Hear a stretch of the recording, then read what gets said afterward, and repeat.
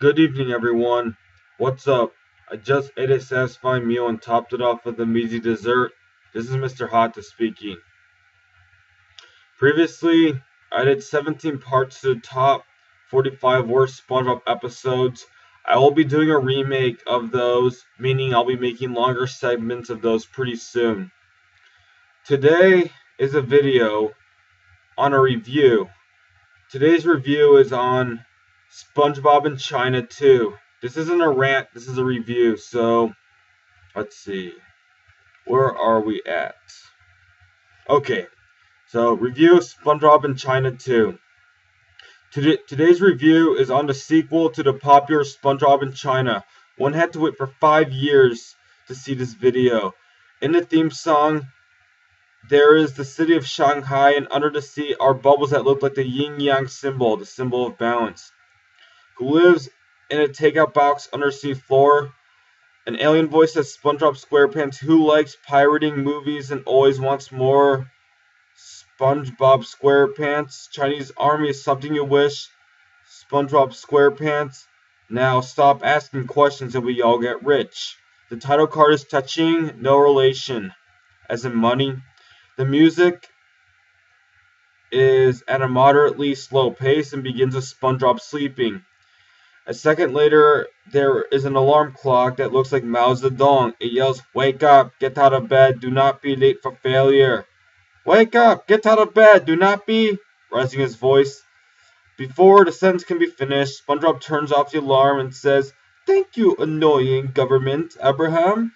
He smells the air where there's construction, coughs, and understands or wonders what he gets to do today. He thinks all the hard work has paid off, China's rich, and he must be rich too. Time to shop! When he's walking, there's a new Apple store, which makes SpongeBob question, "An Apple store? Why would they open an Apple store in China? We already have our own patent superior technology." Stove, geez, and it shows an A-pad. Good music plays during that time. When SpongeBob arrives at the Krusty Krab, which is West China or Tibet,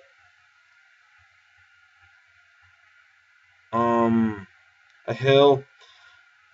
"SpongeBob, you're late for work," says Mr. Krabs. "I am not here to work. I am rich now. I am here to buy." Mr. Krabs questions if he's rich, telling him to take a look at the special Patterly Orderly menu. The item really pleases SpongeBob with his excitement. He really wants that shark fin burger. "Ooh, one shark fin burger, please." Mr. Krabs apologizes due to evil Greenpeace and war-long progress that he has no more shark fin burgers. However, he offers a dolphin burger instead, served by Squidward. With disgust, SpongeBob spits and rejects it, and thinks Mr. Krabs thinks that he's Japanese. He wears a pink kimono. In retaliation, Mr. Krabs wags his finger and warns him to quit your whining. There's starving children in America that would kill for dolphin burger. You don't want to end up like Patrick, do you? Yeah, remember from the original, Patrick used his freedom of speech. Patrick is in the Tian Square in order to confess his crime. He used knife and fork. He must bow to Mao. SpongeBob agrees to take the dolphin burger, but his credit card is denied. To see if this is true that he's not rich, SpongeBob checks the ATM, which shows an unimaginable sum of money. It's not his money. That, my friends, is the debt of America to Mao. As for SpongeBob's account, it has 379 yuan plus half a chicken. When disappointed that he's not rich, Mr. Krabs tells him not to worry, he will be rich, we all will. All it takes is hard work, quote-unquote, hours of piano practice, a dream, and artificially valued yuan. In 20 years, he could be the #1 jeans inspector to the new Rebuy Jeans Factory opening right here in Bikini Bottom. SpongeBob is overexcited and asks where. Mr. Krabs replies, "Right there," where SpongeBob homes at.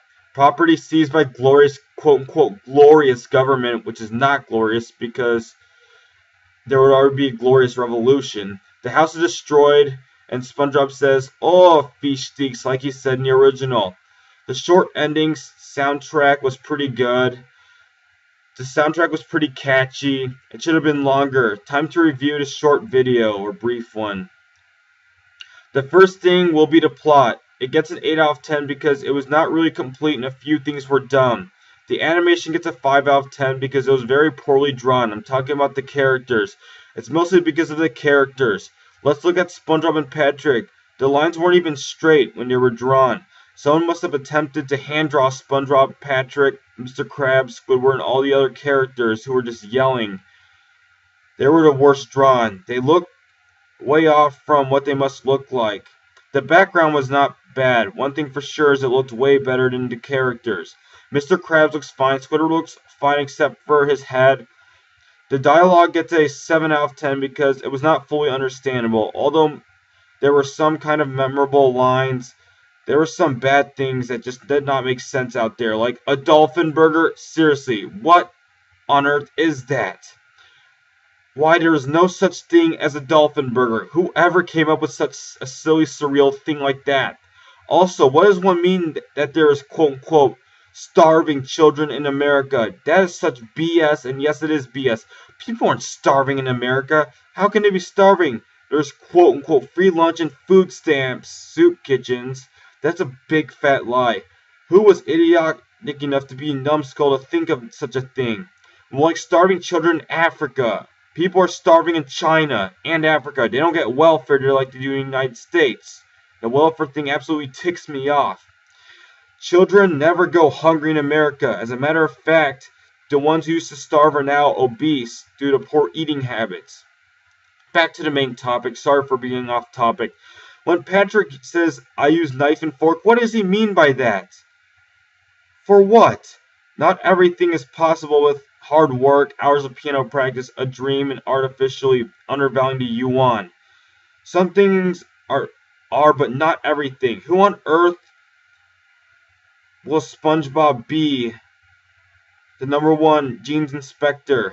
Last question. Why on earth would someone build a jeans factory in one's property? There's no explanation for this. Characterization gets a 7 out of 10. SpongeBob sounds just like a whiny girl. Yeah, he's actually voiced by a girl in this video. Go figure, no wonder why. His voice sounded a lot better in the original one.